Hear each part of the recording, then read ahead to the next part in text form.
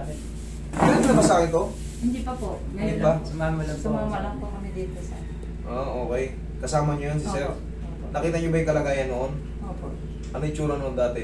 Bali mga pa letter C. Kasamahan po sa trabaho yan eh. Kasama mo sa trabaho, nakita mo ang kalagayan niyo noon? Oo, naku. O kaya ngayon, nirecruit ka ngayon. Opo. O yan, kasama niya pala sa trabaho yun eh. Anong trabaho mo naman? Sa resort lang po. Sa resort. Siya kasi di ba operator yun? Oo, mga May pa yun, nakita mo yung tsura niya. O ngayon, diretso na. Baga, Ayan nga ikaw, po, dinalis ang ubo.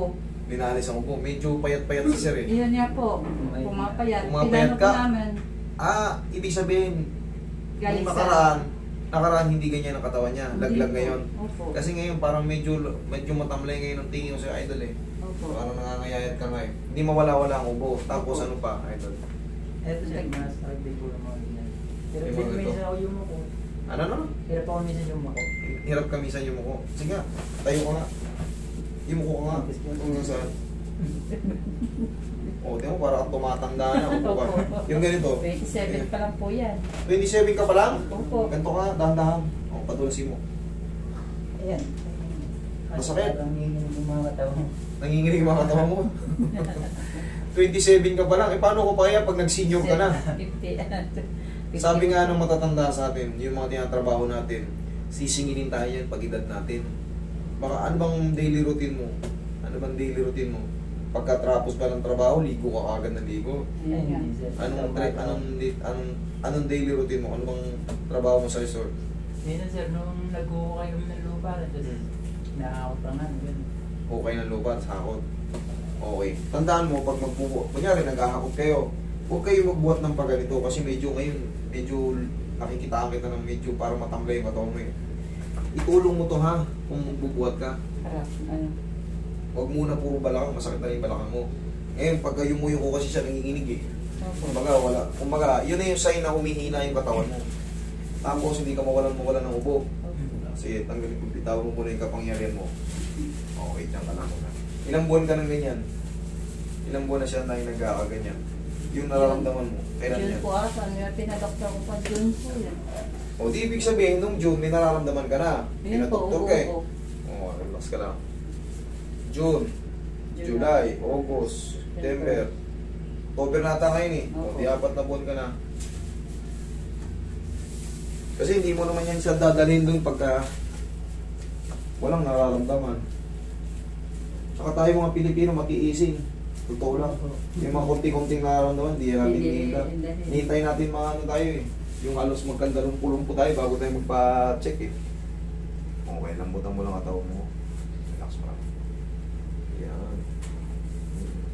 Tayo ka. Kumain ka na ba? O nangihina ka lang, baka gutom ka? Kumain. Okay, kumain ka naman ha. Nanginginig siya eh. O, kasama na sa kaba. Ano ba tagilid? Okay, nakabahan ka rin. Ano ba tagilid? Nervyoso. Nervyoso. Parang katulad kahapon, yung babae. Pag magsasalita, nahalata ko talaga na sobrang ano niya eh. May trauma pala siya. May trauma. Kada magsasalita, Sige, dapat mo. tinitingin muna yung laro eh. Yan, dapat muna yun. Ito.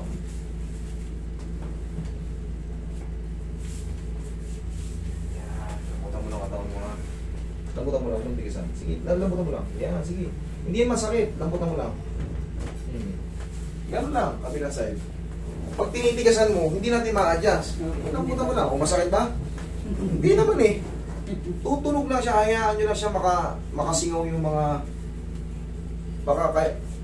pag nanginginig ka kasi, ibig sabihin may malaking posibilidad na nakukompress na yung mga tinatawag nating spinal nerve Yes. o kaya yung root nerve. Yung root nerve yun talagang magpapahina sa atin pag nagkaroon ng compression. Buong katawan natin papahinain nun. Bakit? Direct to the brain yun. Relax lang. Isa pa. Lambutan mo lang ang taon mo. Yan. Lambutan mo lang ang taon mo. Okay, tihaya ka. Tihaya. Tihaya. Yan. Yan. Pag nakaganyan ka ba, may masakit sa'yo? Wala naman? Okay, good. Hindi ba hirap mo na yan? Kasi yung iba, Sabihin mo ko para... pag hindi pa na-adjust o Pag bumili nga ako ganyan. yan. Kumukonekta rin yung gano'n.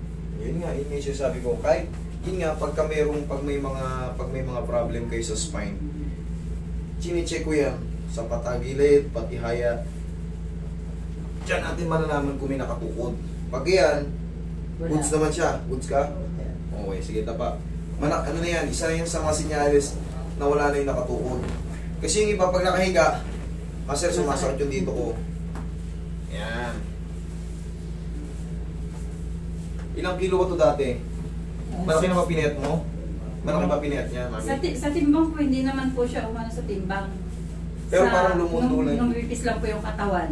Eh, posible lang Kasi, dito po kasi hindi, sabi niya po, nagpa-check up po kami kay ano, sa doktor. Oh, yun lang, doktor lang. Ganon din daw po yung ano niya.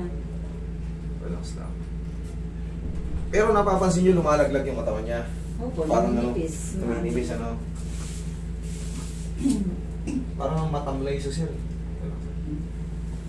Okay lang yan, pasisiglahin kita. Nagtagal-tagal lang. 4 na buwan ka na rin ano eh. Relax lang. Babalik na po sa dati. Babalik yan. Babalikin natin yan. Yan yung letter C, nakita mo, letter I na ngayon. Ayan, magkatrabaho kayo, nakikita nyo yun, di ba? Ngayon, nakalib siya dahil hindi niya kaya. Alam mo po, nag-resign na. Pinag-resign ko na nga po at maano na, yung nipis na katawan.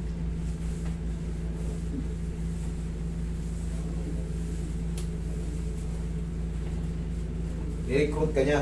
Oh, diyan ka lang. Kaya magkasama po kami. Relax lang. Lambutan mo lang ito.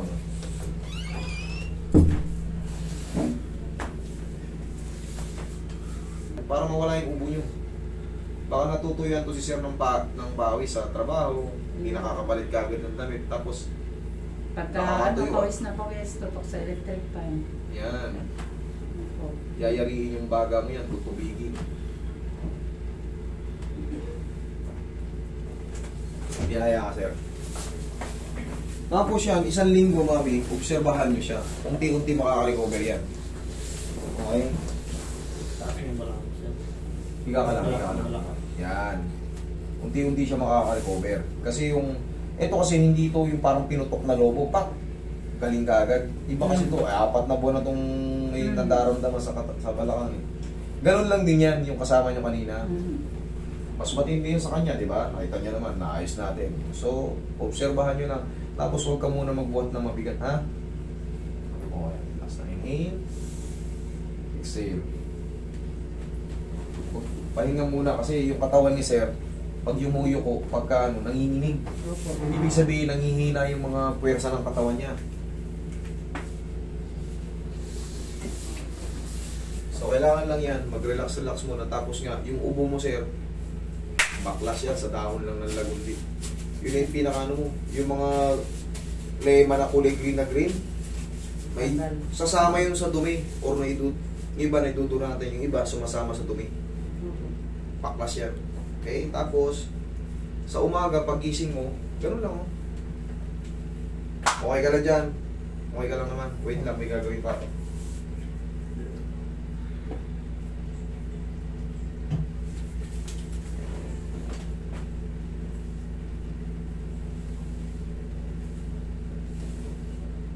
Medyo may sinat to si sir eh. Parang medyo mainit-init ka ng konti. Konti lang naman. Puyat ka ba? Hindi naman. Hindi. Nakatulog ka ba?